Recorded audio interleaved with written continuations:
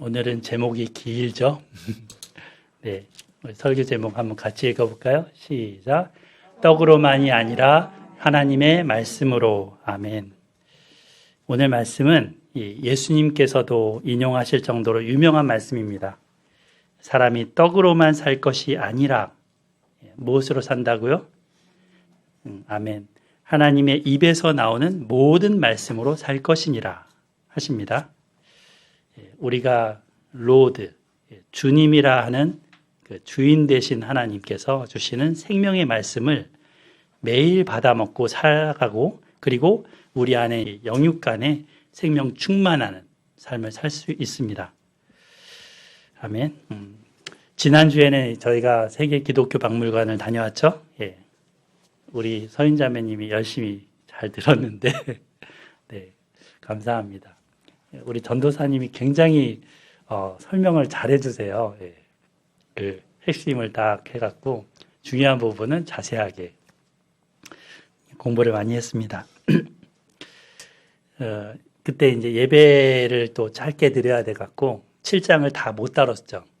그래서 이제 앞뒤 부분만 다루면서 올무에 걸리지 말라는 말씀 중심으로 살펴보았습니다. 오늘은 그 7장 가운데 부분, 그리고 8장 앞부분을 중심으로 말씀의 은혜를 받는 시간을 갖겠습니다. 자, 6절 보실까요? 7장 6절. 너는 여호와 네 하나님의 성민이라.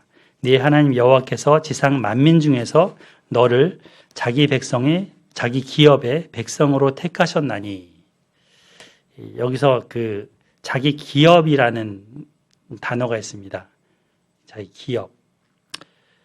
이 단어가 출애굽기 19장 5절에서 너희가 내 말을 잘 듣고 내 언약을 지키면 너희는 열국 중에서 내 뭐가 되겠고 소유가 되겠고, 그 소유라고 했던 단어랑 같은 히브리어 단어입니다. 세굴라라고 하죠. 세굴라.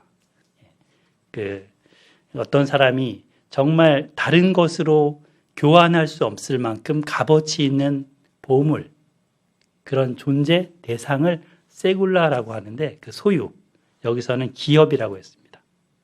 그러니까 너를 그런 세굴라, 보배 같은 백성으로 택하셨나니 라는 말씀입니다.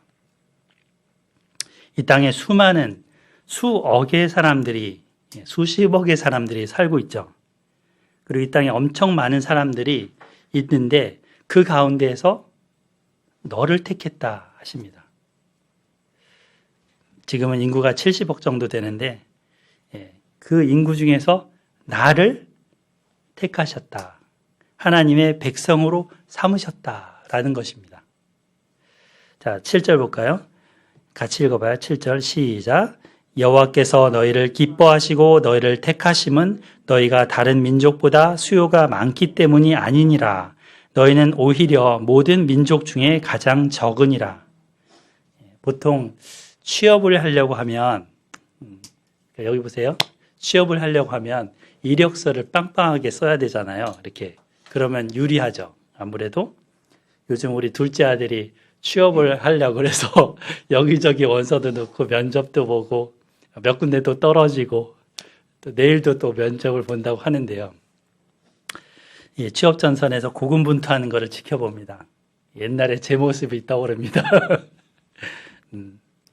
좋은 회사에서 자신을 택해 주기를 원해서 이것저것을 갖추려고 애를 씁니다. 실력과 능력이 있어야 뽑아줄 테니까요. 그죠? 얼굴만 멋지게 잘생겼다고 뽑아주는 건 아니겠죠. 옛날에 저 원장님이 당신은 인상이 좋아서 뽑았어 이러시던데. 네.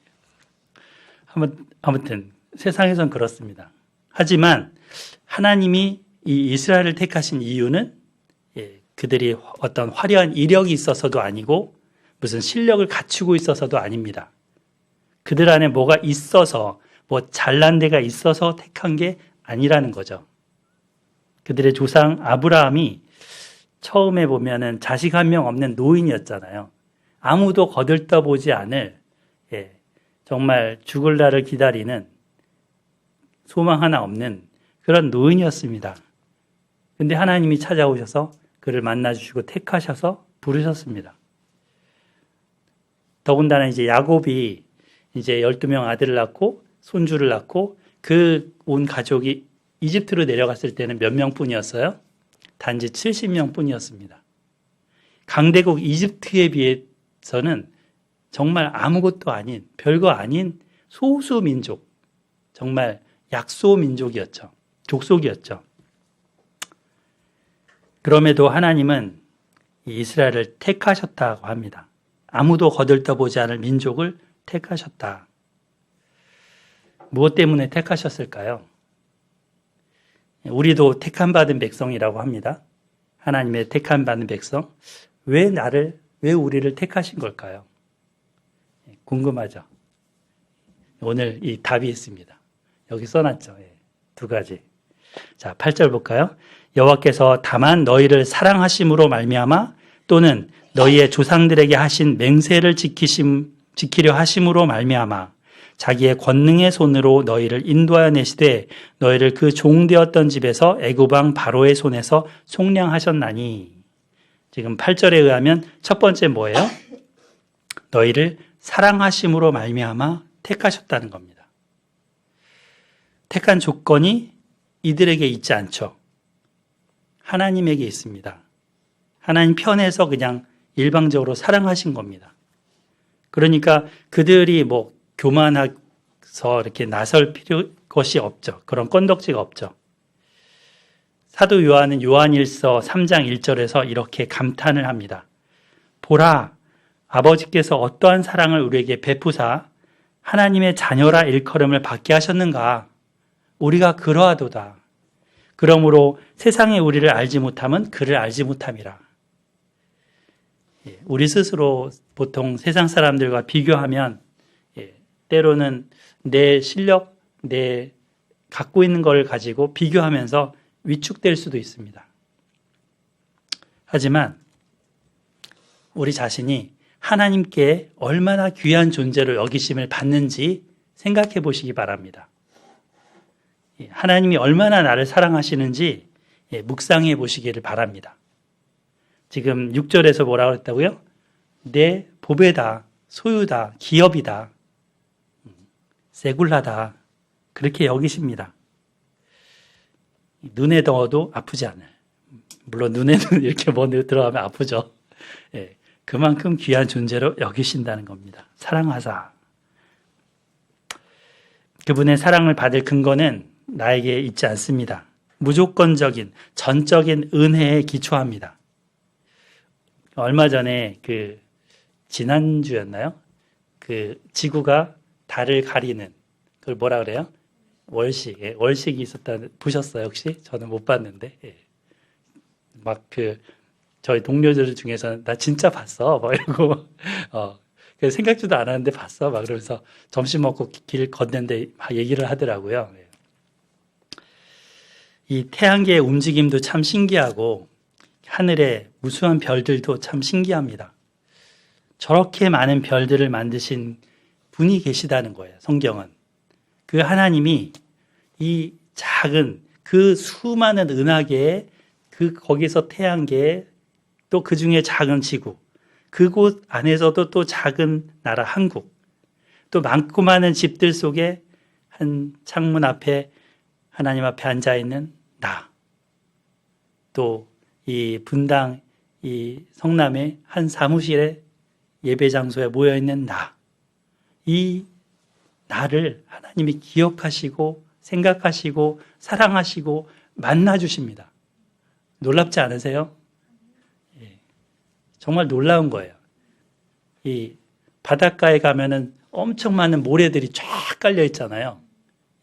거기서 내가 뭐 찾고 싶은 거 찾아보세요. 찾을 수 있나? 뭐 반지 하나 떨어뜨렸다. 이 반지를 남편이 사준 건데, 그래서 이제 만약에 떨궜는데 잃어버렸다. 찾을 수 있겠어요? 그렇게 이제 소중한 그런 존재를 찾듯이 하나님이 찾아주시는 거예요. 만나주시는 거예요. 자기의 백성으로, 자기의 자녀로 택해 주셨다는 겁니다. 정말 놀랍고 고마울 따름이죠. 시편 기자도 시편 8편에서 이 선택의 은혜가 너무나 놀라워서 탄성을 이렇게 탄성의 노래를 했습니다. 주의 손가락으로 만드신 주의 하늘과 주께서 베풀어 주신 달과 별들을 내가 보는데요. 사람이 무엇이길래 주님께서 이 사람을 그를 생각하십니까? 인자, 사람의 아들이 무엇이기에 주께서 그를 돌보십니까? 저 하늘에 무수한 하늘과 별들, 달들을 이런 거에 비해서 작은 나 하나를 이렇게 보십니까? 이런 고백을 합니다. 하나님께서 우리를 택해 주신 그 은혜와 사랑을 날마다 세어보시기 바랍니다. 그러면 마음속 불안이 날아가요. 먼지처럼 날아갑니다. 그리고 우리 속에 마음속에 교만도 사그라듭니다. 눈 녹듯이 사그라듭니다. 그리고 그분의 택하심과 부르심의 은혜 안에서 감사하는 마음으로 가득하게 될 것입니다. 자, 두 번째 택하신 이유가 뭐라고요? 8절에 가면 너희 조상들에게 하신 맹세를 지키려 하심으로 말미암아. 그러니까 조상들에게 하신 맹세 때문에 택하셨다는 거죠. 아브라함, 이삭, 야곱, 또 그 후에 이제 요셉 이렇게 쭉 있는데 그들에게 맹세하신 그 맹세, 내가 너로 복의 근원이 되게 할지라, 내가 너에게 자손을 주겠다, 땅을 주겠다, 이 약속을 하나님이 기억하시고 그것 때문에 이 이스라엘을 택하시고 이끌어왔다는 거예요. 그죠? 출애굽기에 우리 기억나시죠? 노예 백성으로 바로의 그 압제에서 고통하고 학대받으면서 하나님께 부르짖었더니 하나님이 그 언약을 기억하셔서 그들을 찾아오셨다라고요. 방문하셨다. 하나님이 방문하셔서 그들을 끄집어내셨습니다. 강한 손으로 그 강력한 바로의 군사력에서 빼내셨습니다. 그러므로 택한 백성, 이 택한 백성은 하나님 어떤 분인지를 알아야 되겠죠. 하나님이 어떤 분일까? 자, 9절 볼까요? 그런즉 너는 알라. 오직 네 하나님 여호와는 하나님이시요. 그분은 하나님이시다. 근데 어떤 하나님? 신실하신 하나님이시라. 그를 사랑하고 그의 계명을 지키는 자에게는 천대까지 그 언약을 이행하시며 인애를 베푸시되, 거기 인애의 밑줄을 그어보세요. 동그라미 쳐보세요. 인애를 베푸시되 그를 미워하는 자에게는 당장에 보응하여 멸하시나니, 보응에도 동그라미 쳐보세요. 여호와는 자기를 미워하는 자에게는 지체하지 아니하시고 당장에 그에게 보응하시느니라. 인애를 베푸시되 한쪽에서는 보응하시되 이렇게 나오죠. 신실하신 하나님이 이런 하나님이십니다. 약속을 꼭 지키시면서 하나님이 하신 말씀대로 이루어가시는 분, 충성된 분이십니다. 그런데 이 하나님의 계명을 지키는 자한테는 인애를 베푸시고 그 계명이 아니라 그 계명을 거스르는 자에게는 보응하시고 멸망시키신다. 지구 끝 어디라도 쫓아가서 멸망시키신다. 엄위하신 하나님이라는 거죠. 근데 거기 보면은 당장에 보응하여 멸한다 이런 말씀도 나오고 반복해서 지체하지 아니하시고 당장에 보응한다 이렇게 반복하면서 모세는 설교합니다. 자, 먼저 하나님의 마음을 알고 하나님을 사랑하는 자, 마음을 다하고 뜻을 다하고 힘을 다하여 하나님을 사랑하고 계명, 십계명의 말씀을 지키며 사는 자, 그에게는 인애를 베푸신다고 그랬죠. 그 인애를 베푸신 그 말씀 한번 살펴보겠습니다. 어떤 인애를 베푸실까요? 11, 12절 그런즉 너는 오늘 내가 네게 명하는 명령과 규례와 법도를 지켜 행할지니라. 너희가 이 모든 법도를 듣고 지켜 행하면 네 하나님 여호와께서 네 조상들에게 맹세하신 언약을 지켜 네게 인애를 베푸실 것이라. 또 거기 나오죠. 인애를 동그라미 쳐보세요. 13절 앞부분 읽어볼까요? 13절 앞부분까지만 시작. 곧 너를 사랑하시고 복을 주사 너를 번성하게 하시되 내게 주리라고 네 조상들에게 맹세하신 땅에서 네 소생에게 은혜를 베푸시며. 아멘. 거기까지요. 이게 법도를 지키고 행하면 베푸실 첫 번째 인애가 뭡니까? 복을 주셔서 번성하게 하신다는 것이죠. 자녀를 잉태하고 출산하면서 기르는 복을 주십니다. 아이고 목사님, 자녀가 무슨 복이라고 하십니까? 고생단지, 힘겨운 애물단지입니다 라고 할 수 있습니다. 자녀가 생기면 내 인생은 경력 단절이 되고요, 평생 책임져야 되니까 힘겹지 않겠습니까? 라고 할 수도 있습니다. 돈도 많이 들어가고요, 노력도 많이 들어가고요, 내가 하고 싶은 것도 못하고요, 내가 가고 싶은 곳도 못 갈 거 아니에요 라고 여길 수 있습니다. 이런 생각들이 전반적으로 가득하기 때문에 대체로 결혼을 해도 아이를 안 가집니다. 그렇게 살아갑니다. 아이를 가져도 하나만, 이렇게 됐어, 이만 끝. 하지만 하나님은 복을 자녀에게 감싸서 주십니다. 하나님이 천지창조 처음부터 주셨던 그 복이 뭐냐면 생육하고 번성하여 땅에 충만하라 였습니다.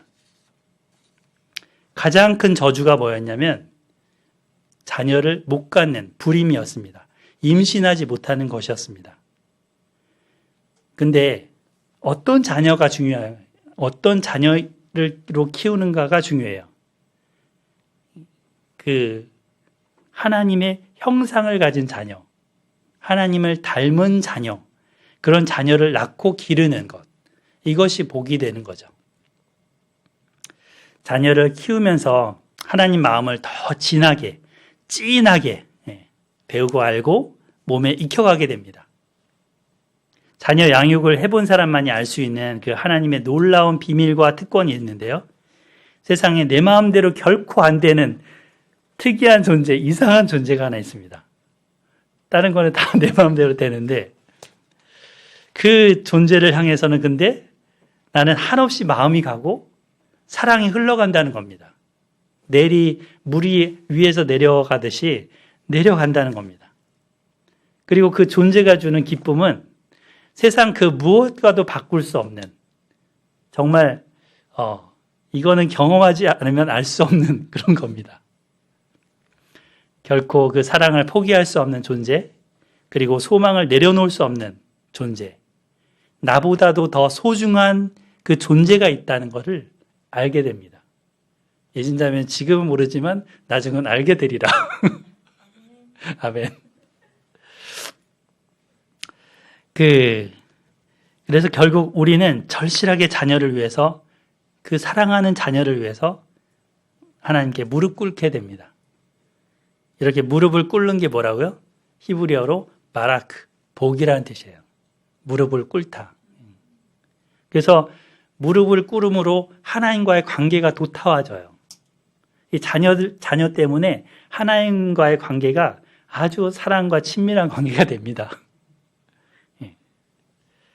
자녀를 갖는 자만이 누릴 수 있는 농도 진한 복입니다. 그리고 무릎 꿇고 키운 그 자녀를 하나님은 귀히 여기십니다. 하나님은 그 기도를 다 향기로 받으시고 하나님 그 뜻을 이루는 데 쓰십니다. 기도한 자녀는 멸망하지 않죠. 곁길로 나가지 않죠. 우리의 신앙은 부모로부터 크게 영향을 받습니다. 그 부모의 신앙과 사랑을 자녀들이 이어갈 것입니다.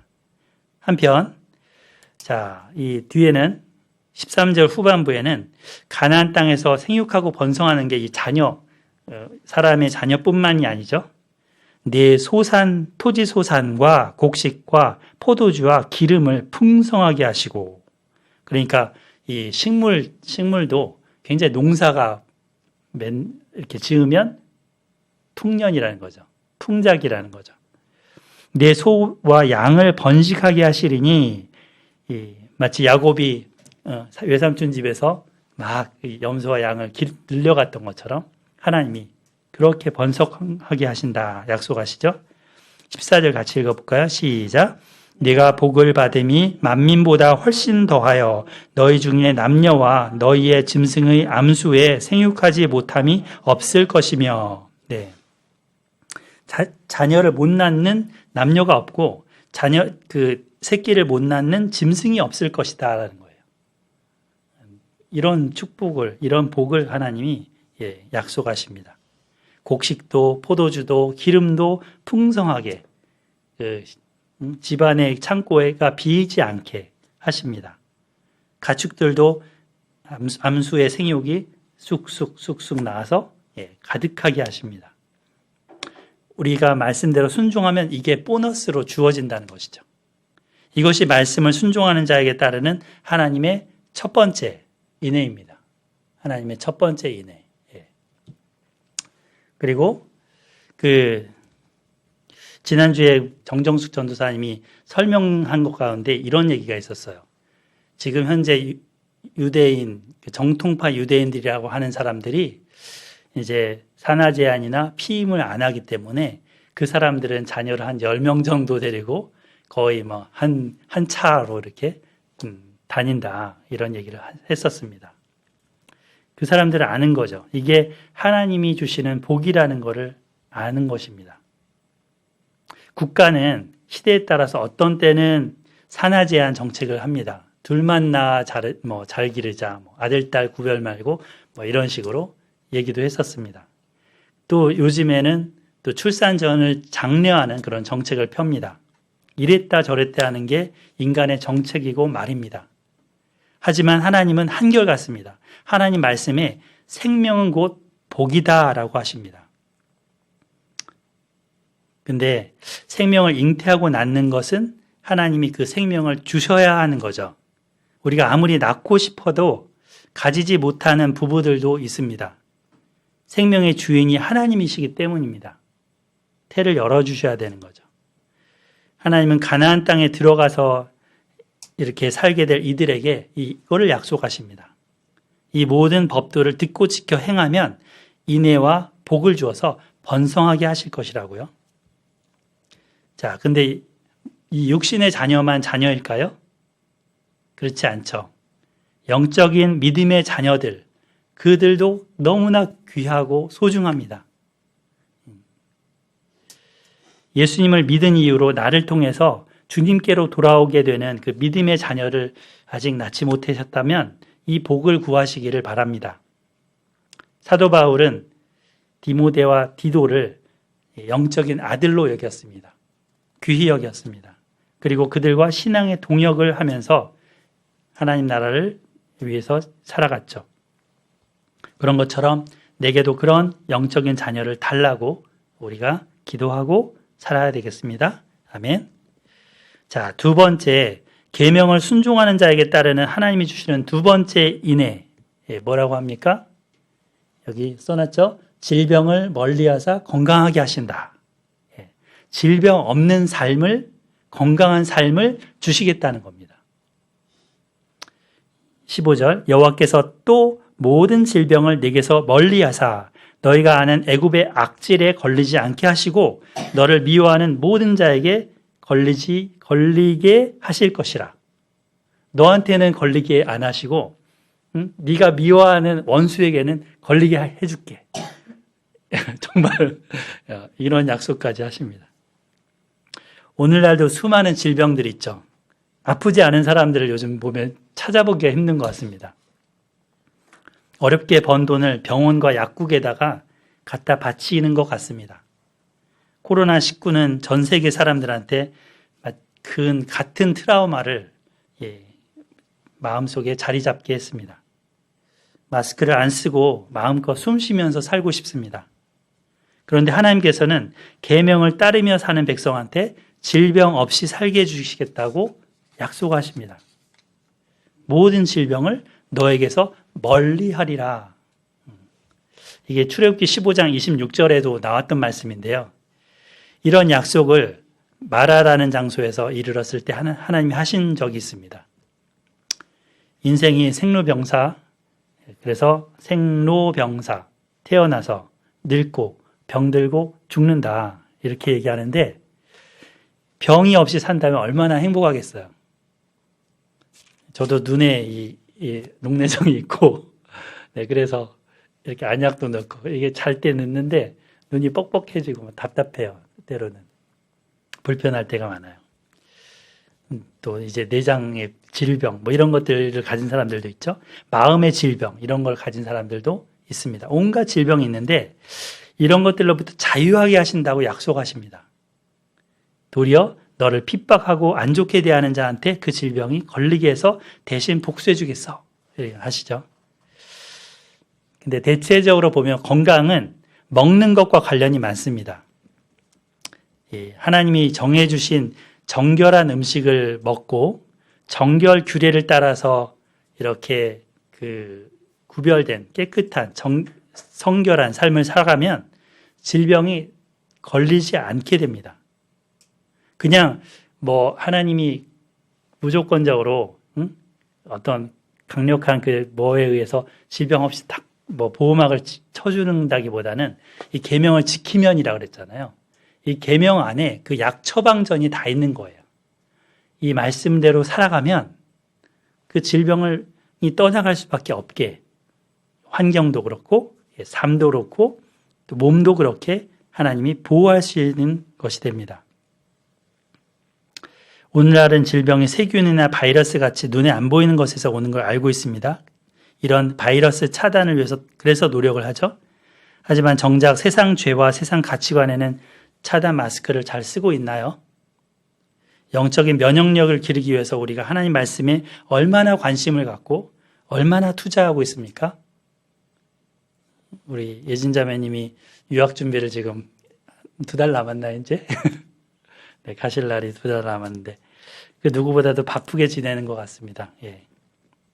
그런데 매일 아침 성경을 읽고 기도하고 학교에 간다고 합니다.